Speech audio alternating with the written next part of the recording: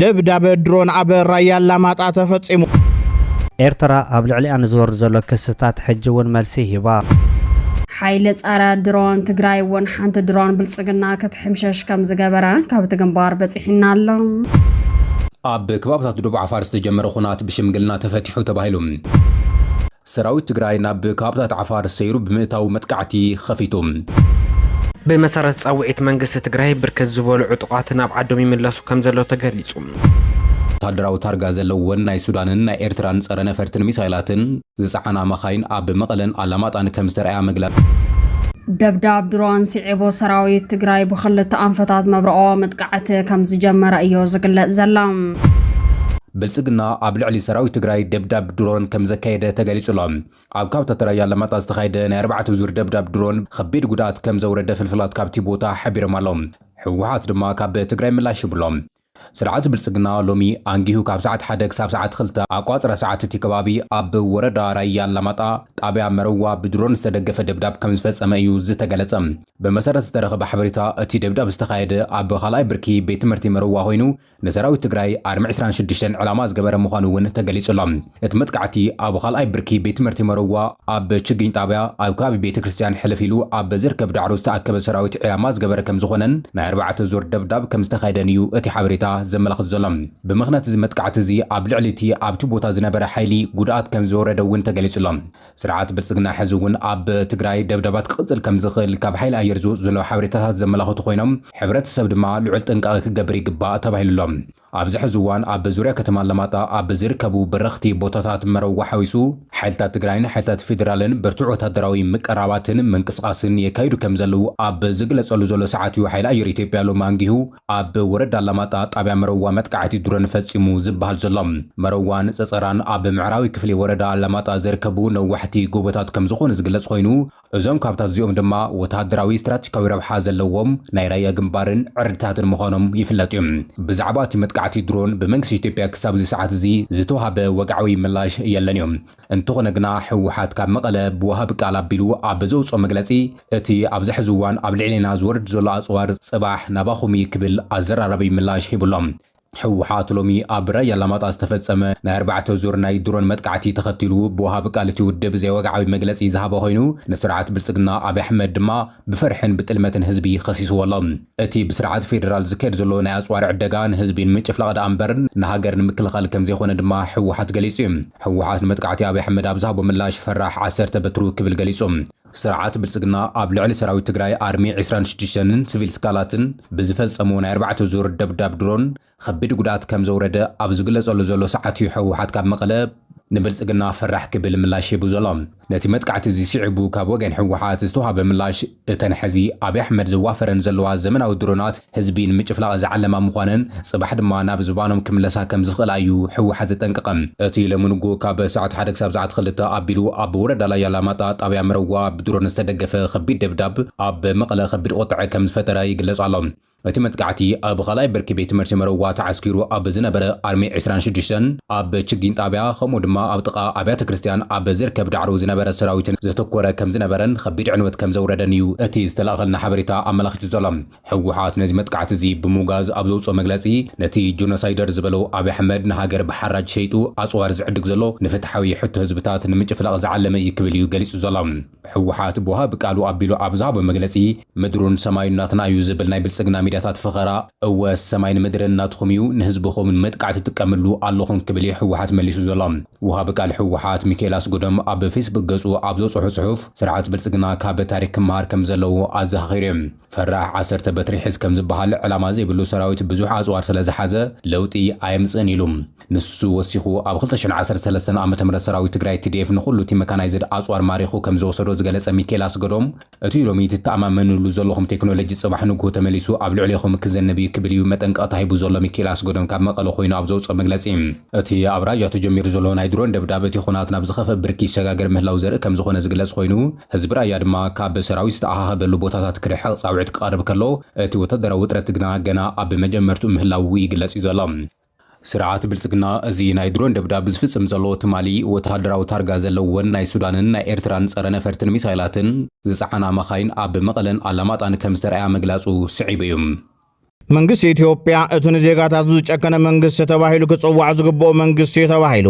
ኣብ ስዑድ ዓረብ ኣብ ልዕሊ ወገናትና ዝፍጸም ዘሎ ዘስካሕክሕ ናይ ሞት ፍርዲ ማለት እውን ምስያፍ ዝሕዝን ጥራሕ ዘይኮነስ እቲ ብወገን ኣካላት ኤምባሲ ዝወሃብ ዘሎ መልሲ እውን ክሳብ ክንደይ ጭካነ ኤምባሲ ኢትዮጵያ ኣብ ሳውዲ አረቢያ ዘርኢ ተባሂሉሎም ቤተሰብን ናይቶም ተሰየፉ ወገናት ናብቲ ኤምባሲ ከይዶም ሬሳ ናይቶም ተሰየፉ ሕዋትና ክንወስድ ንኽእል ዶም ብህይወት ኣለዉ ዶ ወይስ ተሰይፎም ከ ብኸመይ ክንፈልጥ ንኽእል በጃኹም ሓጉዙና ኢሎም ብብኽያትን ብሓዘንን ንኤምባሲ ኣብ ዘጥይቁሉን ዝልሙንሉን እዋን ዝተዋሃቦም መልሲ ግና ንሕና ንፈልጦ ነገር የብልናን በዚ ሕቶ እዚ ተደጋጋሚ ብጣዕሚ ተረብሽና ኣለና እቶም ዝተረፉ እውን ቀልጢፎም እንተ ዝውድእዎም እንተ ዝስይፍዎም ማዓረፍና ዝብል መልሲ ሂቦምዎም ከም ዘለውን ልቦም ተሰይሩ ከም ዘሎን ድምፂ ኹኑና ክብሉ ናብ ሚድያና ልኢኾም ቀዳማይ ሚኒስትር ኢትዮጵያ አብይ አሕመድ ጽምዶ ዝመስረቱ ሓይልታት በበይኖም ፊት ንፊት ገጢሞም ክስዕሩና ስለዘይክእሉ ዘይተቋደሰ ልፍንቲ መስሪቶም ንኢትዮጵያ ከዳኸሙ ተላዒሎም ኣለዎ ዘመልክት ኣብቲ ብቋንቋ ኦሮምኛ ዝገበሩ ቃለ መሕተቱ ከም ዝተዛረበ ተገሊጹ። እቲ ቀዳማይ ሚኒስትር ኣብቲ ቀፂሉ ዘሎ ቃለ መሕተቱ ሂብዎ ኣብ ዘሎ መግለጺ ኣብ ክልላት ኦሮምያ፣ ኣምሓራን ትግራይን ክልላት ዝንቀሳቐሱ ተቋራኒ ዝኾነ ታሪክ ዘለዎም ንኣሽቱ ሓይልታት ንመንግስቲ ክስዕሩ ከም ዘይክእሉ ምስ ተረድኡ ዘይተቐደሰ ሕብረት ፈጢሮም ኣለዉ ክብል እንከሎ ገሊኦም ቅድሚ ሕጂ ዝነበሮም ቦታ ብምስኣኖም ምስ ካልኦት ዜጋታት ማዕረ ምዃን ከም ዓቢ ውድቀት ብምቁፃር ነዚ ልፍንቲ መስሪቶም ምህላዎም ገሊጹ። ንሱ ቀፂሉ ይኹን እምበር እዚ ተመስሪቱ ዘሎ ልፍንቲ ኣብዚ እዋን እናደኸመ ይመጽእ ኣሎ ክብል እንከሎ ናይ መንግስቲ ሓይሊ ጽኑዕ ምዃኑ ምእማኖም ከም ዘርኢ ዘይተቐደሰ ሕብራቶም ድማ መንግስቲ ንምድኻም ዓቕሚ ከም ዘይብሉ ፈሊጦም ኣለዉ ኢሉ። አብይ አሕመድ ኣብዚ መግለጺኡ ናብ ትግራይ ዘቕንዐ ብዝመስል መልክዕ ናይ ስርዓት ለውጢ ክነምጽእ ኢና ኢሎም ትማሊ ግፍዒ በደልን ማእሰርትን መግረፍትን ምስ ዘብጽሑሎም ሰባት ሕብረት ፈጢሮም ክተሓባበሩ እንከለዉ ስርዓት ለውጢ ከምጽእ ቃለስ ዘለኹ ምባል ጥዕና ዘለዎ እምሮ ክቕበሎ ዘይክእል ሓሳብ ክብል ተዛሪቡ። አብይ ቀጺሉ ቅድሚ ሕጂ ካባይ ወጻኢ ኩናት ዝኽእል የለን፣ ካባይ ወጻኢ ሃገር ከመሓደር ዝኽእል የለን፣ ካባይ ወጻኢ እውን ዝስዕር የለን፣ በይነይ ተዋጊአ ንኹሉ ስልጣን ክሕዝ ዝብል ዝነበረ ወገን እውን ሎሚ ምስ ኣብ ካልኦት ክልላት ዝንቀሳቐሱ ዕጡቓት ከምኡውን ካብ ሃገር ወጻኢ ምስ ዘለዎ ሓይልታት ተላፊኑ ይዝመጽእ ዘሎ በይኑ ከም ዘይክእል ድማ ፈሊጥሎ። እዞም ኣብ ውሽጢ ሃገር ዝንቀሳቐሱ ዘለዎ ሓይልታት ብተወሳኺ ካብ ሱዳንን ኤርትራን ሓጉዝና ብምባል ናይ ወጻኢ ሓይሊ ይእትውን ይዕድሙን ኣለዎ ክብል ተዛሪቡ። ንሕወሓት ድማ ናይ ልዕሊ ፍርቂ ዘመን ዝኣረገ ፖለቲካዊ ኣተሓሳስባ ዝኽተል እቲ ጉጅለ ከዓ ን27 ዓመታት ሃገር ኣመሓዲሩ ካብ ዝወርድ ንድሓር እውን ንናይ ህዝቢ ረብሓ ዘይኮነስ ናይ ርእሱ ጸቢብ ናይ ጉጅለ ድሌት ንምፍጻም እናተንቀሳቐሰ ዝርከብ ካብ ዝሓሊፉ እውን ኣብ ካልኦት ናይቲ ሃገር ክፍልታት ዘለዎ ዕጡቓት ከም ማዕረብ ብጻይ ዘይኮነስ ከም መገልገሊ መሳርሒ ብምግባር ሃገር ናይ ምፍራስ ዕላማ ሒዙ እናሰርሐ ይርከብ ክብል ንሕወሓት ክኸሰስ እዩ ተሰሚዑ ዘሎ። ኣብይ ኣብ መግለጺ ቀጺሉ ሕወሓት ከምኡ ድማ ኣብዚ እዋን እዚ መላፍንቲ ዘለዎ ሓይልታት ኣብ መጀመርታት የሰዓታት ዓወት ተጎናጺፎም ናብ ስልጣን ከምጽኦም ዝኽኣለ ፖለቲካዊ ኣካይዳ ኣብዚ ሕጂ እዋን እዚ ክሰርሕ ዘይክእል እዩ። ኩሎም ናይ ኢትዮጵያ ህዝብታት ድማ ሕጂ ዘለዎም ፖለቲካዊ ንቕሓትን ተሳትፎን ካብ ናይ ትማለ ብኣዝዩ ዝተፈልየ ምዃኑ ክፈልጡ ኣለዎም። እቲ ዝኣረገ ፖለቲካዊ ኣካይዳ ከዓ ኣብዚ እዋን እዚ ኣብዚ ሃገር ቦታ የብሉን ክብል ተዛሪቡ። ንሕወሓት ኮነ ነቶም ኣብቲ ሃገር ዝንቀሳቐሱ ዘለዉ ዕጡቓት ድማ መሳርሒ ታሪኻውያን ጸላእቲ ኢትዮጵያ ዝኾኑ ናይ ወጻኢ ሓይልታት ይኾኑ ኣለዉ ክብል እንከሎ ኩሎም ቀንዲ ዕላምኦም ድማ ንኢትዮጵያ ንምድኻም እዩ። በዚ ከዓ እዞም ንኣሽቲ ሓይልታት ንመንግስቲ ከሰንፍዎ ከም ዘይክእሉ ስለ ዝፈለጡ ዘይተቐደሰ ልፍንቲ መስሪቶም ዘለዉ ክብል ተዛሪቡ። ምስ ሓይልታት ጸረ ምኽተ ትግራይ ተሰሊፎም ዝርከቡ ዕጡቓት ተጋሩ ናብ ነበር ህይወቶምን ዓዶምን ብሰላም ክምለሱ ብዝቐረበ ጻውዒት መሰረት ብርክት ዝበሉ ዕጡቓት ብምምላስ ከም ዝርከቡ ተገሊጾም ሎሚ 4 ነሓሰ 2018 ዓመተ ምህረት ነዝዕማም ብላዕለዋይነት ክመርሕ ዝተጣየሸ ዓብዪ ኮሚቴ ብዘካየዶ ገምጋም ነቲ ውፅኢት ስዒቡ ዝምለሱ ዘለዉ ዕጡቓት በቲ ዝተነፀረ ኣንፈት መሰረት ኣቀባብላ ይግበረሎም ከም ዘሎ ሓላፊ ቢሮ ሰላም ጸጥታን ብሄራዊ ክልላዊ መንግስቲ ትግራይ ኣይተ ተወልደ ብርሃን ተስፋ አለመረጋጊጾም ኣሎም። እቶም ሓላፊ ብምቕጻል ከም ዝብልዎ ብመሰረት ውሳነ ቤት ምኽሪ ፈጻሚ ስራሕ ብሄራዊ ክልላዊ መንግስቲ ትግራይ ዝተገብረ ጻውዒት ተቐባልነት ረኺቡ ኣብ ዝተጋገየ ዕላማ ተሰሊፎም አንጻር ህዝቦምን ዘላቕ ረብሖምን ምንቅስቓሶም ልክዕ ዘይምዃኑ ተረዲዮም ዝምለሱ ዘለዉ ዕጡቓት ዝድሊ ህንፀትን ድጋፍን ረኺቦም ናብ ንቡር መነባብሮም ክምለሱ ዝሕግዝ ተዋደደ ክልላዊ ጻዕሪ ንምትግባር 5 ንኡሳን ኮሚቴታት ተጣይሸን ናብ ተግባር ከኣትዋ ተገይሩሎ ኢሎም። ኣባላት እቲ ዓብዪ ኮሚቴ ብወገኖም ዝቐረበ ፈጻጽማን መተግበሪ ትልምን ከስርሕን ዝኽእልን ንጹር ምዃኑ ድሕሪ ምግምጋም ተጀሚሩ ዘሎ ጻዕሪ ተጠናኺሩ ክቕጽል ኣብ ምግባር ልዑል ተወፋይነት ከም ዝሰርሑ ድማ ኣረጋጊጾም ኣለዎም። መንግስቲ ኢትዮጵያ ምስ ኩሎም አፈላላያት ሓሳብ ዘለዎ መራሕቲ ክልል ኮነ ፖለቲከኛታት ጎንስታት ብሰላማዊ መንገዲ ክፍታሕ ዘላቀ ሰላም ከመጽን ዳይሬክተር ውድብ ጥዕና ዓለም ዝኾኑ ዶክተር ቴድሮስ አድሕኖም ገሊጾም። ዳይሬክተር ውድብ ጥዕና ዓለም ዝኾኑ ዶክተር ቴድሮስ አድሕኖም ኣብ ማሕበራዊ መራኸቢ ፌስቡክ ገጹ ኣብ ዝዘርግሕዎ ጽሑፍ ኢትዮጵያ ሰላም እምበር ኩናት የለን ኣብ ክልል ኣምሓራ ን3 ዓመታት ዝቐጸለ ብዕጥቂ ዝተደገፈ ጎንፂ ማልያ ዘይብሉ ህይወት ብዙሓት ወገናት ከም ዝቐጠፈ ኣዘኻኺሩሎም። ኣብ ክልል ኦሮሚያ ዝቕጽል ዘሎ ደም ምፍሳስ ኣዝዩ መሰከፊ ከም ዝኾነ ምስ ክልል ትግራይ ድማ ዳግም ናብ ቁልዕ ኩናት የምርሕ ከም ዘሎ ብምሕባር ኣብ ክልል ቤንሻንጉል ጉሙዝ ዘሎ ዓመፅን ህውከትን ናብ ኣዝዩ መተሓሳሰብ ብርኪ በፂሑ ከም ዘሎ ድሕሪ ምሕባር ስለዝኾነ ኩናት ይኣክል ክብል እዩ እቲ ዋና ዳይሬክተር ዝገልጽ።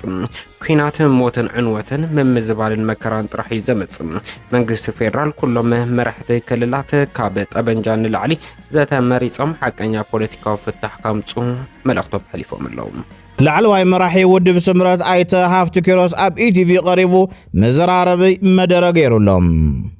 ክንእንግደኩም ነሐሴ 1 መሆኒ ላይ ዮሐንስ ሰብስቦ ምን አላቸው መሰለ የሰበሰባቸው የዘመቻ የሚባሉ አመራሮችና ሌሎች ወታደራዊ አመራሮች ናቸው። ዘመቻም ያሉበት ማለት ነው መሆኒ ላይ ይሄ ማንም ሰው ሊያቀው ይገባል። በተለይ የራያ ሰው በደንብ ሊያቀው ይገባል ብያስባለሁ። ምን አለ አንደኛ አሁን የራያ ህዝብ እንዳለ ስለጠላን ሎጂስቲክስ ሊያቀርብል በፍጹም አይችልም ብቻ ሳይሆን በአንጻሩ ነው ተነስቶ ያለው የበረሃ ላይ ያሉት የሰላም ኃይልን በላቸው የፌደራል መንግስቱን በለው መሳሪያ ነው ሆነ ያለው አሁን የሱ ደጋፊ ነው። ስለዚህ ከዚህ በኋላ የራያ ህዝብ ይሄንን ትግል አልፈለገውም፣ ልጆቹን ሊሰጠን አልፈለገም፣ ተቃውሞናል፣ ሎጂስቲክስም ሊሰጠን አልፈለገም። ስለዚህ አለ ጦርነቱን ሲንጀምር በዚህ አካባቢ ትናንት ነሐሴ 1 መሆኔ ላይ ያለው ዮሐንስ ነው እየተናገርኩ ያለው ዮሐንስ መዲድ ነው እየተናገርኩ ያለው። ስለዚህ አንደኛ በዚህ አካባቢ ሲጀመር የራያን ህዝብ ያለ ምህረት ስተት ከሆነ እነሱ ይናገራሉ። አሁን ትናንትና ነሐሴ 1 መሆኔ ላይ ያለ ምህረት ነው መመታት ያለበት። ተመትተን ስንመጣም ከዚህ በኋላ ደጀን ሊሆነን አይችልም። ያኔ በጦርነቱ ጊዜ የራያ ህዝብ ለትግራይ ወጣቶች የሰራው የትግራይ ወጣት ያውቀዋል። ቆስሎ ሲመጣ ቅቤ ቀብቶ እርጎ ሰጥቶ ሙቅ አቅርቦ ፍየሉን በጉን አቅርቦ ይሄ አሁን አይሆንም ማለት። ስለዚህ ከሱ ነው የምንጀምረው። ምንም መድፍ ይተኩስ ታንክ ካለውም ታንክም ይተኩስ ምንም ይተኩስ በዚህ ህዝብ ላይ ሊመጣ የሚችል ጉዳት ኤርትራ ኣብ ልዕሊኣ ንዝወርድ ዘሎ ክስታት ሕጂ እውን መልሲ ሂባ ኣብ ልዕሊ ኤርትራ ዝወርድ ዘሎ ጸለመን ቁጥዕ ዘለዎ መግለጽታትን ካብቲ ኣብዚ ሳልሲ ዝተወሰነ ኤርትራ ኣቦ እምበር ኣህጉራዊ ዋዕላ መሰል ሰብኣዊ ምስላት ክትከውን ዝተውሃበ ውሳነ ዝተለዓለ ምዃኑ ሚኒስትር የማነ ገብረ መስቀል ኣብ ገጻት ኤክስ ኣስፊሩ። ብሰንኪቲ ንኤርትራ ዝተውሃበ ናይ መሰላት ሰብ ሹመት ናይ ኤርትራ ተቃወምቲ እፍሊ ሓንጨ መንጭ ዓቢዶም ኣለዉ ዝበለት ሚኒስትር ኤርትራ ኣብ ኣህጉራዊ ትካላት ሕቡራት ሃገራት ካብ ግዜ ናብ ግዜ ክብሪ ትረክብ ከም ዘላ እውን ገሊጹ። ኤርትራ ኣብ ዝተፈላለዩ ኣህጉራዊ መድረኻት ሕቡራት ሃገራት ቦታታት ከተረክብ ምጽናሓ ዝሕብር መግለጺ ሚኒስትር ዜና ኤርትራ ኣቶ የማነ ገብረ መስቀል ናይቶም አንጻር ኤርትራ ዝጽሑፉን ዝዛረቡ ዘለዉ ወገናት ምኽንያታት ክልተ ምዃኑ እውን ኣነጺሩሎ። ኤርትራ ኣብ ዝኾነ ኣህጉራዊ መድረኻት ኣፍልጦ ምስ ትረክብ ነቲ ብዛዕባ ኤርትራ ክህብዎ ጸንሑ ጸለመን ምስይጣን ከም ዘዕንዎ ብምግላጽ ናይቶም ወገናት መግለጽታት ካብቲ ንኤርትራ ክቐብእዋ ጸንሑ ጸላሎ ዝብገስ ምዃኑ እቲ ሚኒስተር ክሕብር እንከሎ ዝኸፍልዎ ረብሓ እውን ከይጎድሎም ብምስጋእ እውን ዝተለዓለ ክኸውን ከም ዝኽእል ብተወሳኺ ገሊጹሎ። ኤርትራ ኣብ ኣህጉራዊ ጉዳያት ሰብኣዊ መሰላት ብኣቦ ወንበርነት ጉባኤ ክትመርሕ ዘይተዋሓጠሎም ተጣበቕቲ ሰብኣዊ መሰላት መግለጺ ምሃቦም ዝከር ኮይኑ ከልቢ ይነብሕ ግመል ይቐጽል ኮይኑዎ ኣሎ ክብል ሚኒስትር የማነ ገብረ መስቀል ኣብ ትዊተር ጽሒፉ። ብመሰረት ጻውዒት መንግስቲ ትግራይ ብርክት ዝበሉ ዕጡቓት ናብ ዓዶም ይምለሱ ከም ዘሎ ተገሊጹ። ቢሮ ሰላምን ጸጥታን ትግራይ ሎማዓንቲ ኣብ ዘርግሑ መግለጺ ምስ ሓይልታት ጸረ መኸተ ትግራይ ተሰሊፎም ዝርከቡ ዕጡቓት ተጋሩ ናብ ንቡር ህይወቶምን ዓዶምን ብሰላም ክምለሱ ብዝቐረበ ጻውዒት መሰረት ብርክት ዝበሉ ዕጡቓት ኣብ ምምላስ ከም ዝርከቡ ገሊጹሎም። ቢሮ ሰላምን ጸጥታን ብሄራዊ ክልላዊ መንግስቲ ትግራይ ከም ዝገለጹ ሎም ዕለት 4 ነሐሴ 2018 ዓመተ ምህረት ብኣቆጻጽራ ገዝ ነዚ ዕማም ብላዕላውነት ክመርሕ ዝተጣየሸ ዓብዪ ኮሚቴ ኣብ ዘካየዶ ገምጋም ነቲ ጻውዒት ስዒቡ ዝምለሱ ዘሎ ዕጡቓት በትዝ ተነጸረ አንፈት መሰረተ አቀባብ ላይ ግበረሎም ከም ዘሎ ሓላፊ ቢሮ ሰላምን ጸጥታን ብሔራዊ ክልላዊ መንግስት ትግራይ አይተ ተወልደ ብርሃን ተስፋ ዓለም አረጋግጹሎም እቶም ሓላፊ በመቀጻል ከም ዝብልዎ በመሰረት ውሳነ ቤት ምክሪ ስራሕ ፈጻሚ ብሔራዊ ክልላዊ መንግስት ትግራይ ዝተገበረ ጻውዒት ተቀባልነት ረኺቡ ኣብ ዝተጋገየ ዕላማ ተሰሊፎ አንጻር ህዝቦምን ዘላቂ ረብሖምን ምንቅስቃስ ልክዕ ዘይምዃኑ ተረዲኦም ዝምለሱ ዘሎ ዕጡቃት ዘድሊ ህንጸትን ድጋፍን ረኺቦም ናብ ንቡር መነባብሮም ክምለሱም ዝሕግዝ ዝተወደበ ክልላዊ ጻዕሪ ንምትግባር 5 ንኡስ ኮሚቴ ተጣይሹ ናብ ተግባር ክእቶ ከም ዝተገበረ ተገሊጹሎም ኣባል እቲ ዓብይ ኮሚቴ ብወገኖም ዝቐረበ ኣፈጻጸማ መተግበሪ ትልሚ ከስርሕ ዝኽእል ንጹር ምዃኑ ድሕሪ ምርግጋጽ ነቲ ተጀሚሩ ዘሎ ጻዕሪ ተጠናኺሩ ክቕጽል ምግባር ብልዑል ተወፋይነት ከም ዝሰርሑ ድማ ኣረጋጊጾም ክብል ቢሮ ሰላምን ጸጥታን ብሔራዊ ክልላዊ መንግስት ትግራይ ኣብ ዘርጎ ሓበሬታ ጠቂሱሎም ህዝቢ ትግራይ ብደጀን ይኹን ብግንባር መኸቱ ብምሕያል ኣብ ልዕሊ ህዝቢ ትግራይ ዝእወጅ ዘሎ ኩናት መኪትና ሉዓላውነትናን ተመዛበልትናን ዝምለሱሉ መንገዲ ንክረጋገጽ ከም ህዝቢ ሓድነቱ ኣጠናኺሩ ኣብ ጎኒ ሰራዊት ትግራይ ጠጠው ክብል ኣለዎ ክብሉ እውን መልእኽቶም የመሓላልፉ ሉዓላውነት መሬትና ኣይተመለሰን ተፈናቀልና ናብ መረበቱ ኣይተመለሰን ንሽድሽ ዓመታት ኣብ ጸጋም ኩነታት እዩ ዘሎ ስለዚ ነዚ ንምሓስ እንድሕር ኮይኑ ከዓ ህዝቢ ትግራይ ጀውጋንት ኮይኑ ሓቢሩ ተሓቢርካ ኮይንካ ክስገር ዝኽእል ስዕርና ተዘይወፂና ዘሎ ኩነታትና ናይ ምጥፋእ ምዃኑ ስለዝኣምን ነቲ ዘሎ ኩነታት ከመይ ገርና ከም ንስዕር ብተዳሊለና ሰራዊትና ኣብ ዝለዓለ ጥርዝን ኣብ ዝለዓለ ደረጃን ወነን ህልኽን ኣብ ጽቡቕ መንፈስ ቁመናን ልኡኽ ድሉ ዘሎ ምዃኑ يخجل زخل مارتي. فلاي كاب عدم وصاحينهم أنصار تجري سلوا أكلات أب جون حزبهم خوينهم من تهلون حزب تجري كبلو كقالسو كم زلوا ومن سنك صلاة دماء زقرس مريت أي هلون كبلو تزاريبهم. حد تجارتات من أسيت تجريون كاب تجري وسعي بجيجا يكون بزيجا أو زخونة بطاطات اللو سلازين السمون أو البون تمليسهم نهزومن نعدهم النمرهم دنيهم زخفال مسواتي ويحد زخفال واقع خوف اللهم حزب تجري حاولك سجر له تعالوا مريتنا كملس فنقال كملس إحنا قاع واقع نخافل أو كمية لنا تجري دامات يدلن نهاتونا يهون سلازين صلاتنا تزورنا مريتنا أو جزينا نقرص وصلوا له مريتنا نمملاسي على سلة تجري فقط تجري تواتاتني نيف أبزونا أيدب معت تجري بتميتن بسامة بناي كرمتنا ماي زنابي ساقلو سلازين زخونة تازين نمملاس كل بدجان يكون كم سراوي تجري كأن إحنا كم زبالة صخينا نسرح لنا لون هذا تجري زرقاقس أب مقابر صلاة يزولو توم أبلا السراويت كم تجار دم أب وشتعدنا هلو أب دياسبورا نبهراو كبر هذا تجري تطاو كنبلي جبا كولو يجنزبو كم تجارو عدل هنا نحن زارهم تخينا أبدأ دياسبورا هلو أو وشتي هلو أبزخنا بتا شاف كنا عالمي هلو تجري نح حدا تحسسوا مصيو سخن على تفاعل كل خلي تحسسوا نجنا حدا مصينا تجري نتنا أصنعنا مكفف على نورنا ونا حرم سينا صلاتنا عز حصر جزي هم زينو تفانا قلتنا ونا مربطهم عز حصر جزي خمنهم لسم ما زالتي نبوتهم أم ملاسن تقول الله كم تجارو حدا عينت قلنا حدا درجة مسينا خن مكتل لنا زولية حلف زحوار زيات حابرنا خن سجران غلا وشاف بس إحنا لنا شاف عا بزيكا بغلصنا بخالي نجرس لنا زي كان لذي من جستزي عنا تالنا تأمي تلقى سحزي هزون بسرنا عن شجر عبالي أمرار حار مثلاً خلتن تجارلي صحيح جوري هانس بوغانو سراوي تجري يخون حزبنا نظام صلاتين ممكات عبزل على دلونة علنا كبير يجلس حزب تجري منجستو نام نور مالي سلو نايم خيط عقمي إقبله أتحيجات من نازله ورار حيوان داعماي كسن تقومي بلنا الله صلاي عبدك إفافيت برنا عايزله سلزي حيوان سودان نتابت هاجر زلو كينات كومدما بالزعبة زوباو معبالتاتن كلتاو متحجازن عمل كيتا مسومالن جبس انز التفلالية الدبلوماسية والركبات كم زكايدت مع كنا زين السودان حابيران أب مقادشون ناي سومال منستر وصايا قدياتن أهجراو متحجازن عبد السلام علي نامباسادر السودان أب سوماليا عبد الرحمن خالد أحمد أبو بكر أفندي أوانا مدبر نايت منستري تقبلوا كم زراربوتا قاليت الله كلتيهم وجنات بالزعبة كله زوباو معبالتاتن لوطتاتن كومونا مونغو سوماليان سودان زلو كلتاو متحجاز نمحيالن زلاقن مقبارون زخولو أقابات كما يايتون كلو اتركب قرب زبالة دبلوماسيا والركبات ناي محلاو وناي حبار ربحات زلوهم قديات متحجاز ناي مسفحن زمدنهم دما داقيم كان محيال استقابرهم مخوانوون تحبير الله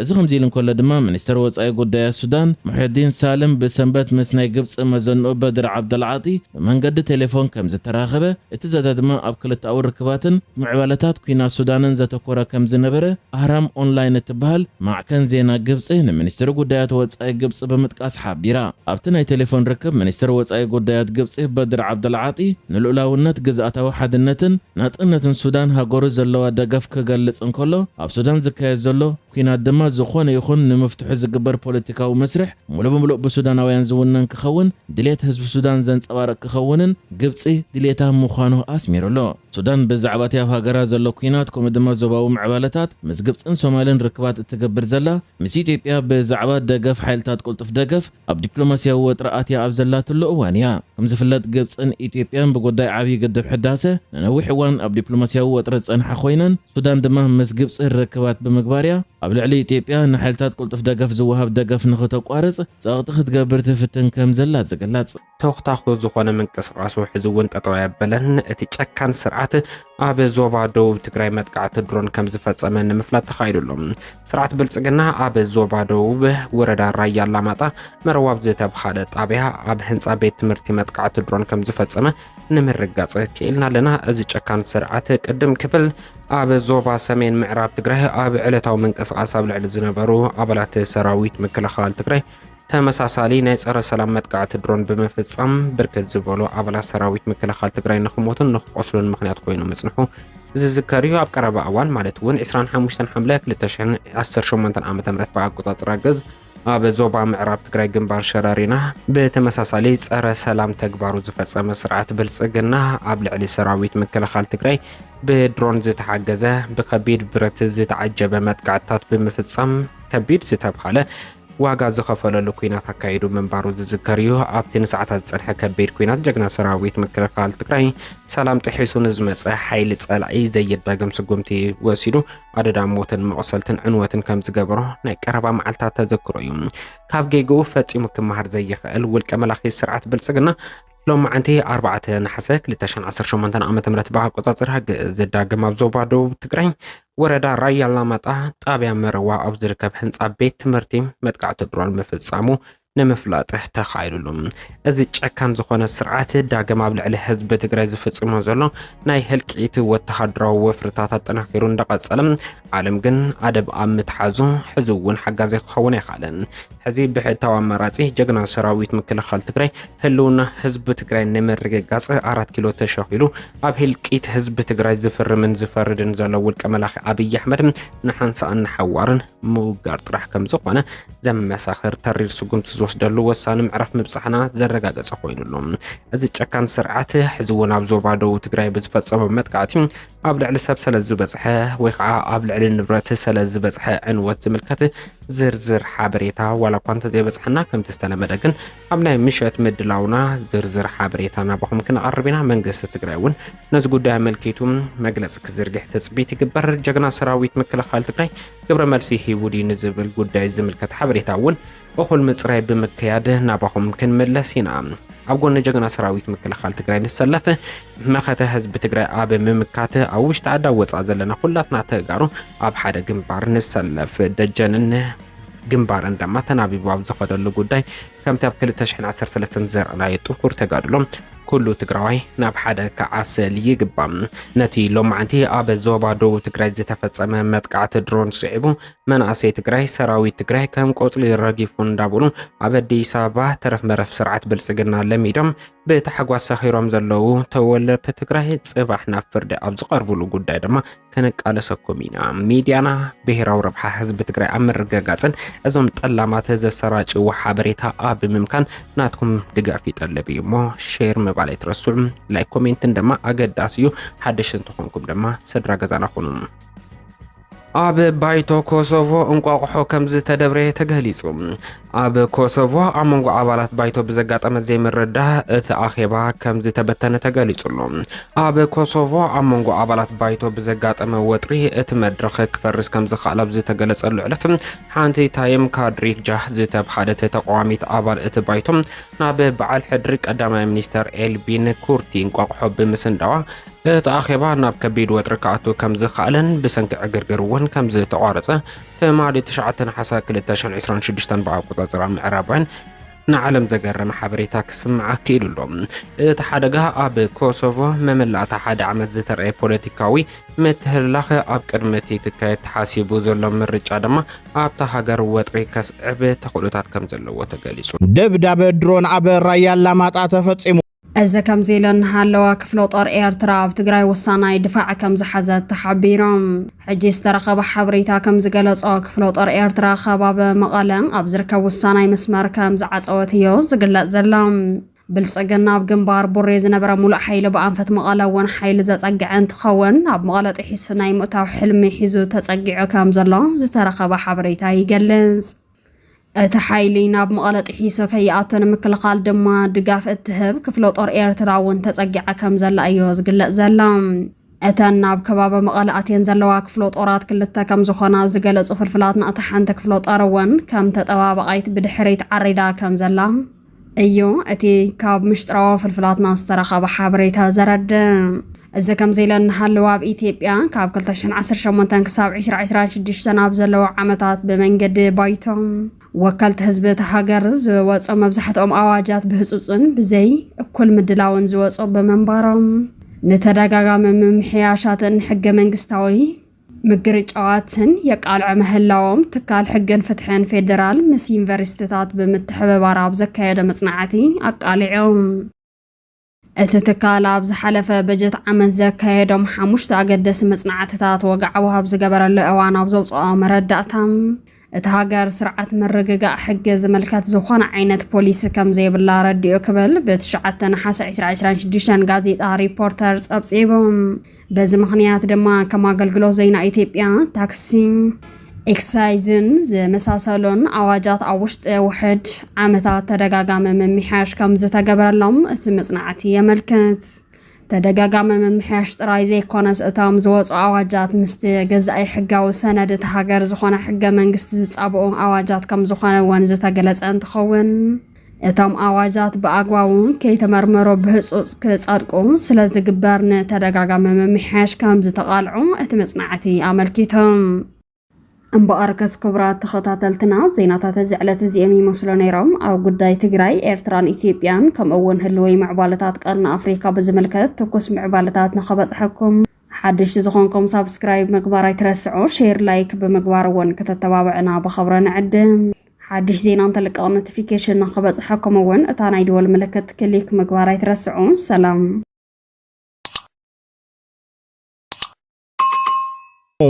ለምንጎ ኣብ ከባቢ ወረዳ ራያ ኣላማጣ ጣብያ መረዋ ብድሮን ደብዳብ ከም ተፈጸመ ካብቲ ከባቢ ዝበፅሐና ሓበሬታ የረድም መሰረት እቲ ሓበሬታ እቲ ደብዳብ ኣብ ካልኣይ ደረጃ ቤት ትምህርቲ መረዋን ኣብ ከባቢ ጣብያ ችግኝን ከምኡውን ኣብ ከባቢ ዳዕሮ ዝነበሩ ሰራዊት ዘተኮረ ተባሂሉ እቲ መጥቃዕቲ ኣብ ልዕሊ እቲ ከባቢ ዝነበረ ሰራዊት ትግራይ ማለት እውን TDF ጉድኣት ከም ዘወረደ ዝገልጹ ሓበሬታ እኳ እንተሃሎ ቁፅሪ ሞታትን ቁስላትን ግን ክሳብ ሕዚ ብዕሊ ተረጋገፀን ካብዚ ብተወሳኺ ኣብቲ ከባቢ ድሮን ትዘውር ከም ዘላ ዝገልጽ ሓበሬታ በመላው ህዝቢ ካብ ተኸባብታት ወታደራዊ ምንቅስቃስ ብምርሓቅ አድላይ ጥንቃቄ ክገብር መልእኽቲ ቀሪቡሎም። የአዲስ አበባ ጉዳይ ሰሞኑን ስናነሳው ነበር ደጋግመን። ዛሬ ያለው አዲስ ነገር በቃለ ጉባኤው ላይ ይሄ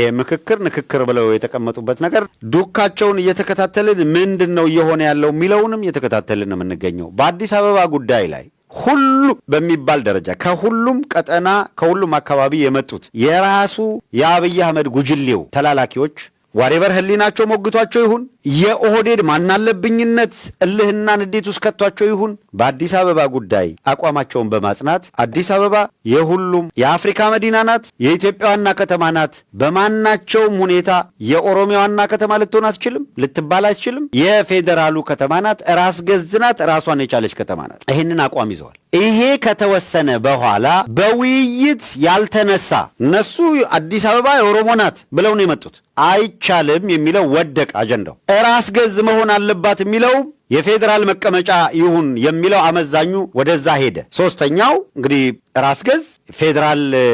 ከተማ አሁን ባለችበት ማለት ነው ነፃ ተጠሪነቷም ለፌዴራል መንግስት ሆኖ ትቀጥል የሚለው ሶስተኛ አማራጭ አድርገው ኦህዴዶች ያቀረቡት የኦሮሚያ ትሁን የሚለው ለየን ለማስፈጸም የለ ለማስወሰን እነ ሌንጮ ለታ ተዘጋጅተው ነው የመጡ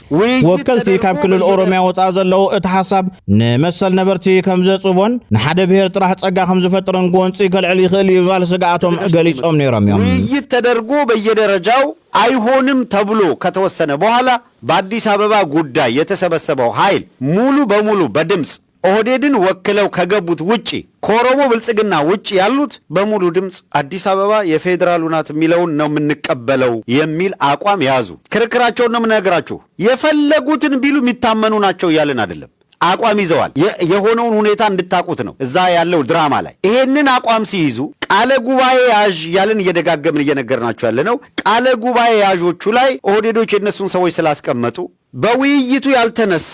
አዲስ አበባ የፌዴራል ከተማና የኦሮሚያ ዋና ከተማ በሚል ነው የተወያየ ነው በሚል ቃለ ጉባኤው ላይ ያ እንዲሰፍር ብለው ጥያቄ ያቀረቡ። አይሆንም፣ አልተነጋገርንበትም፣ አማራጭ ሆኖም ለውይይት አልቀረበም። ለውይይት ያልቀረበን አማራጭ ተወያይተንበት ነበር በሚል ቃለ ጉባኤው ላይ መስፈር የለበትም የሚል አቋም ያዙ። ወከልቲ ክልል ኦሮሚያ ብግዳኦም እቲ ክልል ሕዝውን ዋና ከተማ አዲስ አበባ ዋና መስሪያ ቤቱ ገይሩ ስሩሕና ስራሕ ስለ ዝኾነ እዚ ዝሕተት ዘሎ ሕጋዊ አፍልጦ ናይ ማሃብ ጥራሕ ብምባል ከም ተወሲኑ ነይሩ ዝብል ቅዋም ንምሓዝ ዝነበረ ሜላ ከም ዝነበረ ዝምጉትውን ተሓቢሩሎም እነዚያኞች ደግሞ መስፈር አለበት። ይሄ አላግባባ ሲል ይሄ በከዘራ እየተንቀጠቀጠ የሚሄድ ጉርጓዶ የተማሰ ሌንጮ ለታን ጨምሮ የኦሮሞ ሊቃነን የሚሉት የሚወያዩት ሰዎች ጋር በኃይል ገብተው ረብሻ ፈጥረው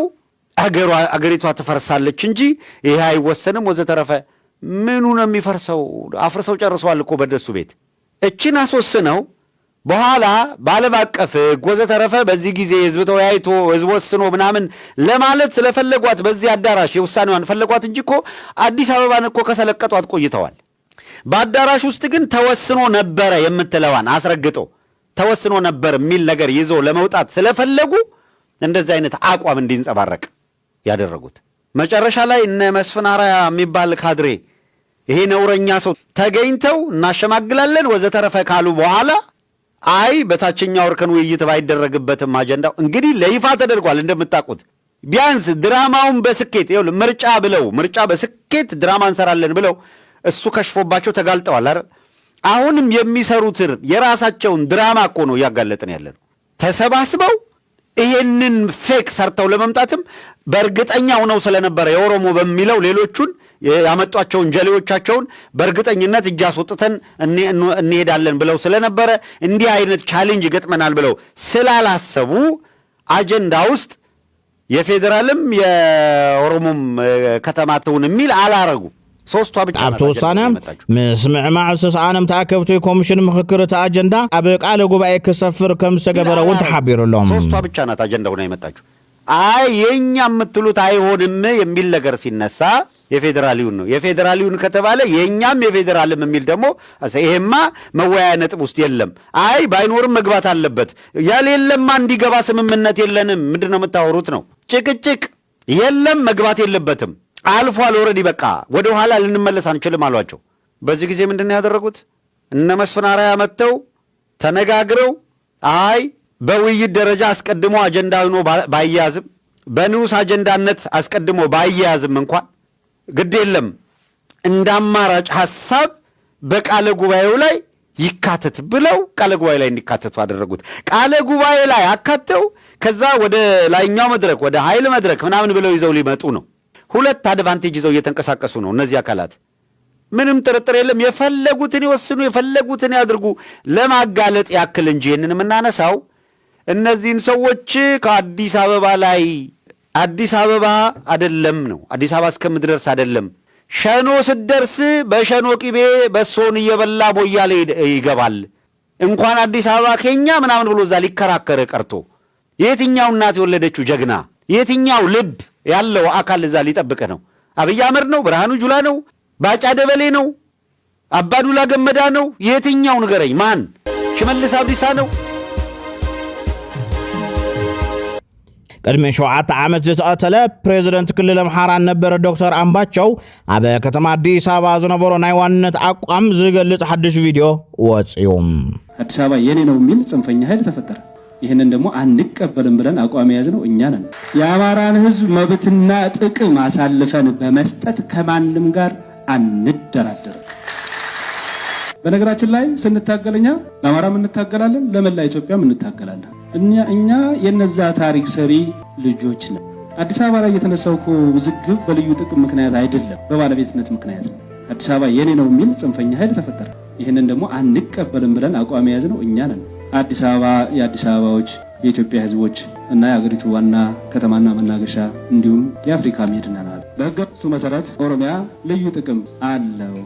ነው። ኣብ ትግራይ ባንክታት ምዕፃው ምጅማር ንስዒቡ ትግራይ ንፌደራል መጠንቀቕታ ምዝሃበት ተሓቢሩሎም ካብ ፍልፍላትና ዝተረኸበ ሓበሬታ ከም ዝሕብሮ ህዝቢ ትግራይ ብጥሜትን ስእነትን መድሓኒትን ክሳቐ ብምግባር ናይ ብልፅግና ክሰግድ ኢሉ ዝሓሰበ ብልፅግና ኦሮሞ ሕዚ እውን እቲ እኩይ ስርሑ ከም ዝጀመሩ እዩ ዝግለጽ ዘሎ። ብልፅግና ኦሮሞ ሕዚ ትግራይ ኣብ ስቃይነት ንኽነብር ብዙሓት ፕሮጀክታት ሓንጢጡ ክጓዓዝ ፀንሐ እንትኸውን ብኣንፈት ዓፋር ግን ከቢድ ፈተናታት ይጋጥሞ ከም ዘሎ ተገሊጾም። ካብ ዓፋር ዝተረኸበ ሓበሬታ ድማ ህዝቢ ዓፋር ነቲ ኣብ ሓራ መሬት ዓሪዱ ዝፀንሐ ዓማፅ ሓይሊ ትግራይ ግዛኣትና ለቂቕካ ውፃእ ዝብል ትእዛዝ መሃቦም ስዒቡ እዮም። ብዝተኸፈተ ውግእ 20 ዝኾኑ ኣባላት ከም ዝቆሰሉን ዝሞቱን እውን ከም ዘለዉ እዩ ዝግለጽ ዘሎ። ኣብ ዓፋር ዘሎ ዓማፅ ሓይሊ ትግራይ ንትግራይ ካብ ኣገዛዛእ ሕወሓት ነፃ ከውፃእ ዝብል ትልሚ ከም ዘለዎ ዝግለጽ እንትኸውን ሙሉእ ብሙሉእ ተልእኮ ብልፅግና ኦሮሞ ንምዕዋት ዝተመስረተ ሓይሊ ከም ዝኾነ እሙናት ፍልፍላት ይሕብሮ። ብተመሳሳሊ ዜና ብልፅግና ኦሮሞ ካብ ዓማፅ ሓይሊ ዓፋር እውን ከቢድ ፈተና ይጋጥሞ ከም ዘሎ ተገሊጾም። ዓማፅ ሓይሊ ዓፋር ኣንጻር ብልፅግና ዝቃለስ ዘሎ ሓይሊ እንትኸውን ብሻዕብያ ከም ዝዓጠቐን ሙሉ ድጋፍ ከም ዝግበረሉን እዮም ፍልፍላት ዝሕብሩ ዘሎም። እዚ ዓማፅ ሓይሊ ዓፋር ዓብይ ጓሳ ዓፋር ዝሓዘ እንትኸውን መስመር ጅቡቲ አዲስ አበባ ክዓፅዮ ብምባል እውን ንብልፅግና ከፍራርሕ ከም ፀንሐ ተገሊጹ ዘሎም። እዚ ከምዚ ኢልና ሃሎ ብልፅግና ብልዕሊ ህዝቢ ትግራይ ዝወስዶ ስጉም ተሰዒቡ ትግራይ እውን መግለፂ ከም ዝሃበት ተሓቢሮም። ኣብ ትግራይ ዝተረኸበ ሓበሬታ ኣብ ትግራይ ዘለዋ ባንክታት ብስእነት ብር ከም ዝተሸገራ ዝተፈልጠ ኮይኑ ብልፅግና ትግራይ ብቁጠባ ምድኻም ዝብል ትልሚ መሓውሩ ዘርጊሑ ይሰርሓሉ ከም ፀንሐና ገለፀ ጠንሕዮም። እዚ ድማ እቲ ኣብ ትግራይ ንዘለዉ ሙሉእ ናይ መንግስቲ ሰራሕተኛታት ዝውዕል ናይ 2 ወርሒ ደሞዝ ቆሊፉ ከም ዝሓዘውን ሰራሕተኛታት ኣብ ከቢድ ሽግር ከም ዘለውን እዩ ተፈሊጡ ዘሎ። ምስ ነበርቲ መዳውቲ ወረዳ ፀሮ ኣንበርታ ዝኾኑ ከባቢታት ዓፋር ተፈጢሩ ዝነበረ ኣፈላላያት ብዕርቂ ምዛሙ ተሰሚዑ። ኣብ መንጎ ክልቲኦም መዳውቲ ህዝብታት ብዝፍጠሩ ዘይምቅዳው ነቶም ነበርቲ ንውሱን ዓመታት ካብ ዝነበሮም ጥንኩር ምሕዝነትን ምትእስሳርን ወፃኢ እናገበረ መምፅኡ እቲ ወረዳ ይገልጽ። ነዚ ኣፈላላይ ንምፅባብ ክልቲኦም ጎረባብቲ ህዝብታት ሓድነቶም ኣጠናኺሮም ሓበራዊ ዕላማ ሓልዮም ናብ ንቡር ንኽምለስ ምምሕዳር ወረዳ ፀሮ ኣንበርታ ምስ መዳረግቲ ኣካላት እናተረዳድአ ኣቦ ገረባት ናይ ክልቲኦም ከባቢ እውን እናተረኸቡ ፃዕርታት እናገበሩ ብምፅንሖም ኣብ መወዳእታ ፀገም ብምርዳእ ከም ዝተዛዘመ ንምፍላጥ ተኻይሉሎ። ናይዚ ውፅኢት ድማ ህዝቢ ንህዝቢ ናብ ዕዳጋ እናመፁ ረኽቢ ጀሚሮም ከም ዘለው ዘፈር ሰላምን ፀጥታን ወረዳ ፀሮ ኣንበርታ እዚ ሰላም እዚ ውሕስን ዝተረጋገፀ ንኽኸውን ኣጠናኺሩ ከም ዝሰርሐሉ እውን ጠቒሱሎ። ኣብዚ ዕርቀ ሰላም ዕዙዝ ኣስተዋፅኦ ዝነበረም ከም ኣርሚ 92 ኮር 3 ካቶሊካዊት ቤተክርስትያን ዓዲግራት መካነ ኢየሱስ መቐለ ኣርኣያ ዘርኡን ኣዴታትን ህፃውንትን ተወለድቲ ሰለስቲኡ ዓዲ ዴስኣ ካልኦት ተወለድትን ፈተውትን እቲ ከባቢ ልዑል ኣበርክቶ ብምግባሮም ዘለዎም ክብሪ እቲ ወረዳ ምግላጹ ሓበሬታ ርክብ ወረዳ ፀሮ ኣንበርታ ዘርግሐልና ሓበሬታ የመላኽት። ብሰንኪ ኩናት መጉዳእቲ ኣካል ዝበፅሖም ተጋደልቲ እቶም 75 ሚእታዊ ኣብ ውሽጢ ዓድን ወፃእን ከም ዝተሓከሙ ኮሚሽን ሓርበኛታት ትግራይ ዕላው ገይሩ። እቲ ኮሚሽን ነዚ ዘፍለጠ ምስ ዝተወደቡ ኣንቃሕቲ ማሕበራዊ ሚድያን ቲክቶከራትን ንመሐከሚ ጉድኣት ኩናት ሓርበኛታት ተጋደልቲ ዝውዕል ሃፍቲ ንምትእኻብ ፕሮጀክት ቀሪጹ ናብ ስራሕ ንምእታው ዕላዊ ኣብ ዝገበረሉ መድረኽ እዩ። ኮሚሽን ሓርበኛታት ትግራይ ኣብ ዝሓለፉ 3 ዓመታት ሃብቲ ብምትእኻብ ጉድኣት ኩናት ተጋደልቲ እናሐከመ ስድራ ስዋዕት እናሐገዘ ከም ፀንሐ ምክትል ኮሚሽነር እቲ ኮሚሽን ተጋዳላይ ኣዲስ ዓለም ገብረስላሴ ሓቢሩሎ። እዚ ዕላው ዝግበር ዘሎ ፕሮጀክት ጉድኣት ኩናት ንምሕካም ዝግበር ሃፍቲ ናይ ምትእኻብ ፃዕሪ በቲ ኮሚሽን ጥራሕ ክሽፈን ስለዘይኽእል ኩሉ ትግራዋይ ዝሳተፈሉ ስራሕ ንምስራሕ አንቃሕቲ ማሕበራዊ ሚድያን ቅዱሳት ቲክቶከራት ፕሮጀክት ቀሪጾም ናብ ስራሕ ንምእታው ምስ ኮሚሽን ሓርበኛታት ብምውዳድ ስራሕ ምጅማሮም ስዒብ ምዃኑ ተገሊጹሎም ቲክቶከራት ብተናጽል ዝሰርሕዎ ሰናይ ተግባር ዓቕሚ ተጋሩ ይብትን ስለ ዝነበረ ነዚ ንምምሕያሽ ግልጽን ተሓታትነትን ብዝተመርኦ መንገዲ ብመንግስቲ ኣፍልጦ ተዋሂቦ ዝሳለጥ ኣድማዒ ስራሕ እዩ ክብሉ ኣይተ ኣዲስ ዓለም ይገልጹ እቲ ሕዚ ዝሳለጥ ዘሎ ሃብቲ ናይ ምትእኻብ ስራሕ ስርዓትን ቁፅፅርን ዝተኸተለ ናይ ባዕሉ ሓድሽ ናይ ሒሳብ ቁፅሪ ተኸፊትዎ ዝካየድ ምዃኑ እውን ተጠቒሱሉ 75 ሚእታዊ ጉድኣት ኩናት ከም ዝተሓከሙ እቶም ዝተረፉ 25 ሚእታዊ ኣብ ዝሓፀረ እዋን ግቡእ ሕክምና ንኽረኽቡ ኩሉ ትግራዋይ በፂሒቱ ክዋፃእ ድማ ኣይተ ኣዲስ ዓለም ወሲኾም ክሕብሩም ተራእዮም ኣለዉ እዚ ብዝተወደበ መንገዲ ዝሳለጥ ሃብቲ ናይ ምትእኻብ ስራሕ ጀጋኑና ንጀግንነቶም ብዝምጥን ሓድነትን ምትሕባር ተጋሩ ብዘጠንከረ ኣካይዳ ከም ዝስራሕ እውን ተገሊጹሉ ከያኒት ሓረገ ሕሉፍ ብግድያ ድማ ደቂ ኣሸንዳ ትግራይ ጎና ጎኒ ምኽባር በዓል ኣሸንዳ ንምሕካም ጉድኣት ተጋደልቲ እጃመን ከወፍያ ፃውዒት ተቕሪባላ ሰብ ዋና እቲ ፕሮጀክት ዝኾኑ ቲክቶከራት ከም ዝበልዎ እዚ ንሓደ ወርሒ ዝሳለጥ ሃብቲ ናይ ምትእኻብ ስራሕ ኣብ ዝሓፀረ እዋን ንምዛም ኩሉ ትግራዋይ እጃሙ ከብርክት ፃውዒት ተቕሪቦም ኣለዉ ኣብ ትግራይ ሰፊሕ ኩናት ክለዓል ተኽእሎታት ከም ዘሎ ተገሊጹ ዋና ዳይሬክተር ውድብ ጥዕና ዓለም ዶክተር ቴድሮስ ኣድሓኖም ኣብ ኢትዮጵያ ኣብ ዝተፈላለዩ ክፋላት ሰፊሕ ውግኣት ከም ዘሎ ብምሕባር ኣብ ክልላት ትግራይን ዓፋር እውን ሰፊሕ ኩናት ክለዓል ምዃኑ ጠንቂቑ ዋና ዳይሬክተር ውድብ ጥዕና ዓለም ዶክተር ቴድሮስ ኣድሓኖም ኩነታት ኢትዮጵያ ዕለት መጽእ እናኸፈ ይኸይድ ከም ዘሎ ብምሕባር ኣብታ ሃገር ዘለዉ ጸገማት ፖለቲካዊ ፍታሕ ክናደየሎም ወሳነ ምዃኑ እውን ጸዊዑ ኣሎ ኣብ ኢትዮጵያ ዘለዉ ውግኣት ብዘተን ዝርብን ፍታሕ ክረኽቡ ከም ዝኽእሉ ዝሕብር እቲ ሚኒስተር ጥዕናን ናይ ሚኒስተር ወፃኢ ጉዳይ ኢትዮጵያ ዝነበረ ዶክተር ቴድሮስ ኣድሓኖም ኩናት ስቃይ ኢትዮጵያውያን ካብ ምንዋ ሓሊፉ ዘምጽኦ ፋይዳ ከም ዘየለውን ገሊጹ ኣብ ክልላት ኣምሓራ ኦሮሞ ከምኡ እውን ቤኒሻንጉል ዓፋር ንጡፍ ውግኣት ከም ዘሎ ዝሕብር እቲ ዳይሬክተር ትግራይ እውን ናብ እጎጻ ተብል ከም ዘላ ብምሕባር ንናይ ፌደራልን መንግስቲ ክልል ትግራይን ሰብ ስልጣን መልእኽቲ ኣሕሊፉ ከም ዘሎ ብተወሳኺ ተገሊጹ እዚ ከምዚ ኢሉ እንከሎ ኣቶ ጌታቸው ረዳ ኣብ ክልል ትግራይ ንዘሎ ምድላው ውግእ ዝምልከቱን ሰፊሕ መግለጺ ሂቡ ናይ ትግራይ ናይ ሕወሓት ሓይልታት ንሰላም ቅንጣብ ድሌት ከም ዘይብሎም ዘመስከረሉ ፍጻመታት ክዕዘብ ምጽንሑ ዝሕብር ኣማኻሪ ቀዳማይ ሚኒስትር ኢትዮጵያ ኣብይ ኣሕመድ ኣብ ጉዳያት ቀርኒ ኣፍሪካ ኣቶ ጌታቸው ረዳ ከምቲ መራሕቲ ሕወሓት ዝብልዎ ዘለዉ ቀንዲ ዕላምኦም ኣብ ኣዲስ ኣበባ ንዘሎ መንግስቲ ምቕባር ምዃኑ ኣብ ኤክስ ኣብ ዘጽኦ መግለጺ ሓቢሩ እቲ ፕረዝዳንት ግዜያዊ ምሕዳር ክልል ትግራይ ዝነበረ ኣቶ ጌታቸው ረዳ ምስ መራሕቲ ሕወሓት ናይ ኤርትራ መራሕቲ ዘካየድዎ ምትእሳር ከሻድኖም ከም ዘይግባእ ክገልጽ ጽንሐ ኮይኑ ኣብዚ ግዜ ኣብ መቐለ ዘሎ ሓይሊ ንኩናት እምበር ንሰላም ድልው ከም ዘይኮነ ገሊጹ ኣሎ ናይ ሕወሓትን መራሕቱን ዕላማ ኣብዚ ግዜ ምዕራብ ትግራይ ናጻ ምውፃእ ከም ዘይኮነ ዝሓበረ እቲ በዓል ስልጣን ኣብ መንጎ ፌደራል መንግስቲ ናይ ትግራይ ሓይልታትን ኣጋጢሙ ዘሎ ወጥሪ ንምህዳእ ሰላም ዝርከበሉ ኣገባባት ክናደ ጸዊዑ ከም ዘሎ እውን ተገሊጹ እቲ ፕረዝዳንት ግዜያዊ ምሕዳር ክልል ትግራይ ዝነበረ ወሲኹ ሰግረ ደባዊ ምንቅስቓሳት ንምክትታል ናይ ሳተላይትን ናይ ኣጋርን ክትትል ክህሉ ዝኾነ ንኩናት ዘባርዕ ስጉምታት ወሰንቱን ፖለቲከኛታትን ኣዘዝቲ ሰራዊትን ሓላፍነት ክወስድሉ ሲቪላዊ ዝድሕነሉ ሜላታት ክተኣታቱ ኣብ ዝብልዎን መግለጽታት መሃቡ ክፍለጥ ተኻኢሉ ኣሎ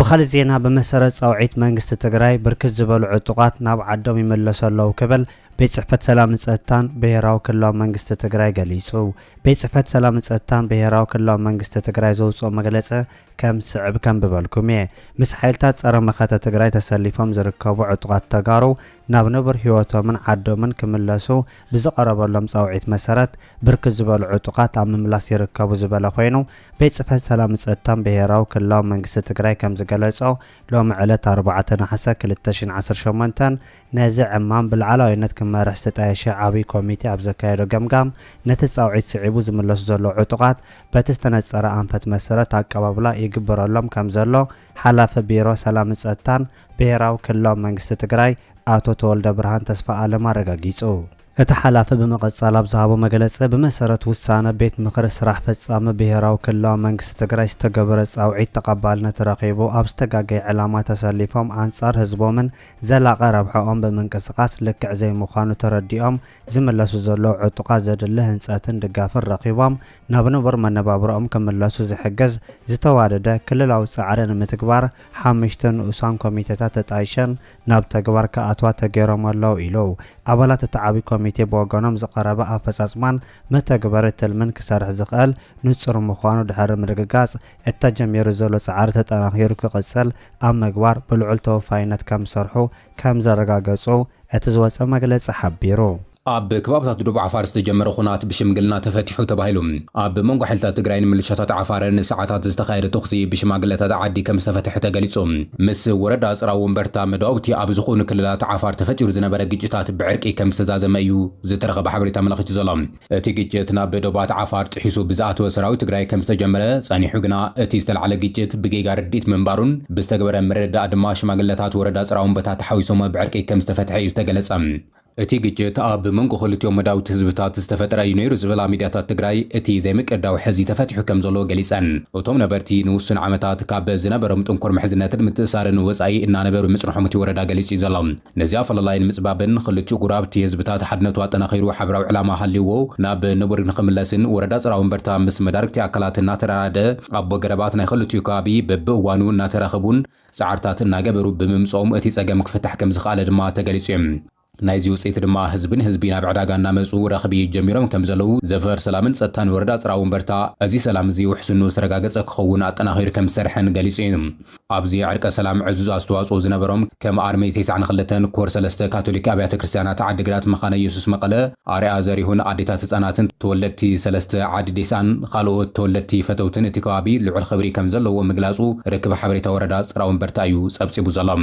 فاششت أبي أحمد أبلع سراويت تجراين نبرايدو تجراين متقعت درون كم زفت أمتا قليز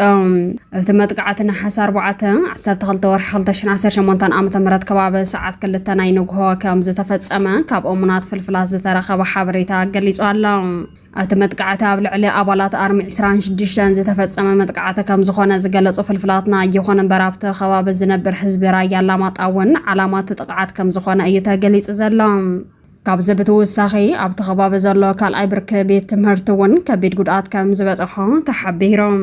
ውልቀ መላኽ ኣብይ ኣሕመድ ብሚድያታቱ ዝተለመደ ንምታለለ ዝኾነን ሰላም እየ ዝደሊ ኢሉ ወፍሪ እናካየደ ብተግባር ግን ኣብ ልዕሊ ሰላማዊ ህዝቢ ትግራይን ብልየን ዓይኒ ትግራይ ኣብ ልዕሊ ዝኾነ ሰራዊት ትግራይን መጥቃዕቲ ድሮን እናፈጸመ ተኸታታሊ ጽንተት ይፍጽም ከም ዘሎ እንዳተገለጸ ይርከብ እቲ ኣብ ልዕሊ ኣርሚ 26 ሰራዊት ትግራይ ኣብ ራያ ኣላማጣ ሕጂ ዝተኻየደ መጥቃዕቲ ድሮን እንተወሓደ 3 ግዜ ከም ዝተኻየደ ዝገለጹ ፍልፍላትና እቲ ዝበፅሐ ጉድኣት ከቢድ ምዃኑ እምበር ዛጊድ ወግዓዊ ዝኾነ ጸብጻብ ዘይወፀ እንትኸውን ናይ ብልጽግና ናይ ሚድያ ሰራዊት ግን ልዕሊ 400 ዝኸውን ጉድኣት ከም ዝበፅሐ እናቃልሓ ይርከባ ብልጽግና ኣብ ሸራሪና ንባዕሉ ንደገፍቶም ዘደንገጸ ህልቄት ዘጋጠሞ እንትኸውን ድሕረ ዝህልቄት ድማ ሰራዊቱ ተስፋ ቆሪጹ ይብተን ስለ ዘሎ ናይ ሰራዊቱ ስነ ልቦና ንምጽጋን ዘካይዱ ዘሎ መጥቃዕቲ እኳ እንተኾነ ካብ መንግስቲ ትግራይ ግን ብልጽግና ንምእላይ እቲ ናይ መወዳእታ ፊሽካ ክነፋሕ تثبيت እናተገበረ ከም ዝርከብ ተገሊጹ ኣሎ እዚ ከም ዜለን ሃለወ እዚ ዜና ክሳብ ዝዳለው ለሰዓት በወገን ትግራይ ይኹን በወገን ስርዓት ብልጽግና ዝተውሃበ ይፋዊ መግለጽ ከም ዘየለ ዝፍለጥ እንትኸውን በስጉምቲ ኣብይ ኣሕመድ ዝተናደደ ሰራዊት ትግራይ ድማ ሕነ ናይ ምፍዳይ ስጉምቲ ይወስድ ከም ዘሎ ካብቲ ግንባር ሕጂ ዝተረኸበ ሓበሬታ የረድእ ሰራዊት ትግራይ ኣብ ልዕሊ ዓምባኽ ሰራዊት ብልጽግና መብራቃዊ መጥቃዕቲ ጀሚሮ ዘሎ በኣንፈት ዓፋርን በኣንፈት ክልል ኣምሓራን ከም ዝኾነ እዩ ዝግለጽ ዘሎ أبي أحمد قدم ناي درون متقعت مفصامو مالت وان بعلت نحاس 13 ورح 11 18 عامه مرات بشانخ كل العفاري بشانخ كل الامحاره نابدو كل تግራይ ቀረባ ዝኾነ ጨንፈር ንግድ ባንክ ኢትዮጵያ ናብ ውሕስ ከባቢ ክቕየራ ትእዛዝ ከም ዝሃበን ኣብዚ ዜናና ከም ዝቐረብናን ዝፍለጥ እንትኸውን أبي أحمد قلع خوينات يخفت كم زلو زملاخت كم زخانة تنتنتنا قلت زاني حميام نتي ዝተፈጸመ መጥቃዕቲ ድሮን ሲዒቦ ሰራዊት ትግራይ ኣብ ልዕሊ እቲ ዓምባኽ ሰራዊት ብልጽግናን መሻርክተን መብረቃዊ ሰሪሒት ብምክያድ ዛጊድ ሓንቲ ወረዳ ዓፋር ኣብ ትሕቲ ቁፅጽር ከም ዘውዓለ ዝተገለጸ እንትኸውን ዛጊድ ብዘሎ ጸብጻብ መሰረት ልዕሊ 700 ሞታትን ቁስላትን እንትኾነ ልዕሊ 1000 ድማ ከም ዝተማረኹ ተገሊጹ ኣሎ። ሰራዊት ትግራይ ዘካይዶ ዘሎ ሕነ ናይ ምፍዳይ ስጉም ትሕጅውን ይቕጽል ከም ዘሎ ዝገለጹ ፍልፍላትና ሰራዊት ብልጽግናን መሻርክተን ድፍዓት ገዲፎም ይሃድም ከም ዘሎን ሰራዊት ትግራይ ድማ እናሰዕበ ይማርኾ ከም ዘሎን እዩ ዝግለጽ ዘሎ። ነቲ ኣብ ግንባራት ዝካየድ ዘሎ ውግኣት ዝተዓዘበ ወተሃደራዊ ሊቃውንት ኣብይ ኣሕመድ ድሮን እምበር ዝዋጋእ ሰራዊት ከም ዘይብሉ እናገለጸ ይርከብ። ብተመሳሳሊ ዜና ሰራዊት ትግራይ ብኣንፈት ራያ ጨርጨርን ሰቆጣን እውን ምስ ኣገው ሓርነት ግንባር ጥምረት ፈጢሩ መጥቃዕቲ ከም ዝጀመረ እዩ ዝግለጽ ዘሎ። ኣብይ ኣሕመድ ኣብ ልዕሊ ሰራዊት ትግራይ ናይ ድሮን መጥቃዕቲ ምፍጻሙ ሲዒቦ ሰራዊት ትግራይ ድማ ጭራኣ ከም ዝተናኸአት ሓራስ ነብሪ ኣብ ልዕሊ እቲ ዓምባኽ ሰራዊት ብልጽግና ሕነ ናይ ምፍዳይ መጥቃዕቲ የካይድ ከም ዘሎን ዛጊድ እውን ተኣምራዊ ዝበሃል ዓወት ከም ዝተመዝገበን ተገሊጹ ኣሎ። ዘንጊዖ ዝተረኸበ ሓበሬታ ከም ዝገለጸ እታ ኣብ ራያ ኣላማጣ ደብዳብ ዝፈጸመት ድሮን ኤምኪው 9 زعينة درون كم زخونة تجليس علم حجيز ترخب حبريتا كم زحبرا سراوي تجري حنت درون بالسجنة كتحمشش كم زجبرة تحبيرهم بزعبات حيل أيار تجري بالعلى درون بالسجنة زفس أما صريح زرزر حبريتا مس بس حنا نباهم كنبلا مخانا كن جلس نفتهم إذا كم زيلن هالوا كوميتي العلوى يمر رحمة خطة تجري وعصو أخيبا كم زلا يزجل زلهم تأخيبا زكاير زلونة متقعد سعيبان تخون كابل علوت مرحت حوحات العلوت مرحت سراويت تجراين زي توسعات أو كوميتي كم زخنم كاف في الفلازة ترخب حبريتا يرد بمسارات اتيس ترخب حبريتا تتأكد زلو كوميتي مخاطة تجراي بالسجنا بالعلى تجراي زي في السمو زلو انتاتي أكل بمبال والسانة كم زم حلالفة تثبيت الناتا جبرة كم زركبي يزقل زلم دكتور دبرت يعني خون قالوت مراحة تجراي ملء مدلو غيرنا لنا مس بالسجنا كنجت أمينة هلونا حزب تجراي زرقاقز أب مغبر بالسجنا أي إيلام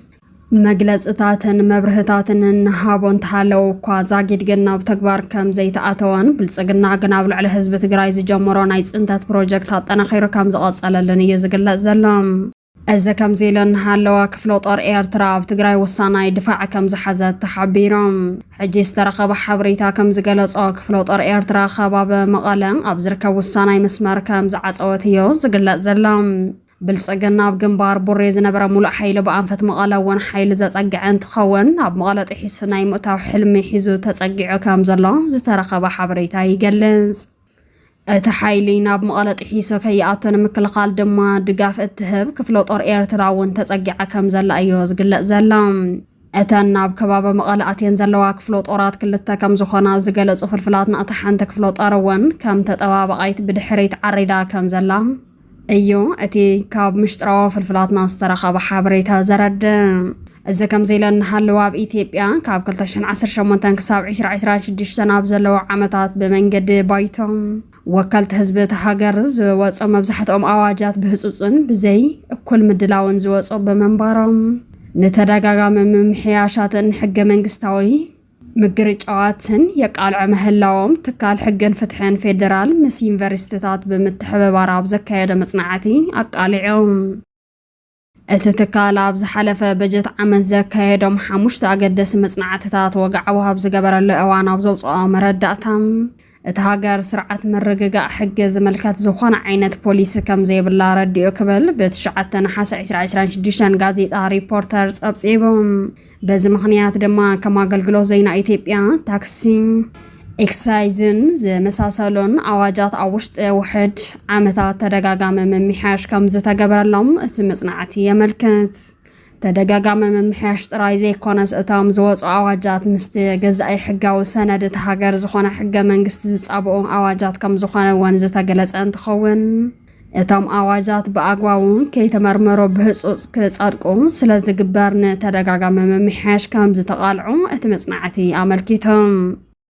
እምበኣርከስ ክብራት ተኸታተልትና ዜናታት እዚ ዕለት እዚኦም ይመስሉ ነይሮም ኣብ ጉዳይ ትግራይ ኤርትራን ኢትዮጵያን ከምኡውን ህልወይ ምዕባለታት ቀርኒ ኣፍሪካ ብዝምልከት ትኩስ ምዕባለታት ንኸበፅሐኩም ሓድሽ ዝኾንኩም ሳብስክራይብ ምግባር ኣይትረስዑ ሼር ላይክ ብምግባር እውን ከተተባብዕና ብኸብረ ንዕድም